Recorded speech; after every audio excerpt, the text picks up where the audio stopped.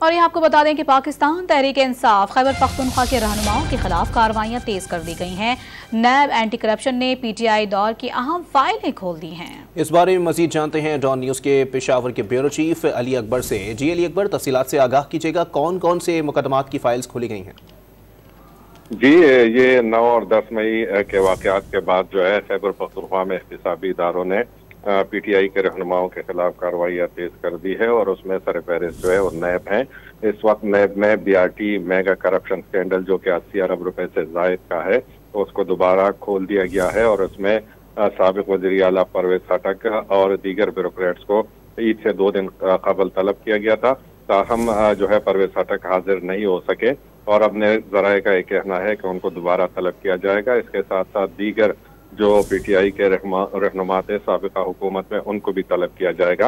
इसके साथ anti corruption ने सीनियर वजीर आतिफ खान और जाहिर शाह तूरी के घरों पर छापे मारे हैं और ये दावा किया जा रहा है कि उनकी रिहाइशगाहों से अहम दस्तावेजात उनको मिल गए हैं।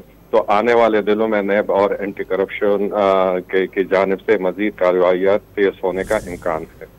बहुत शुक्रिया अली अकबर, हमें तमाम तर तफसीलात से आगाह कर रहे थे।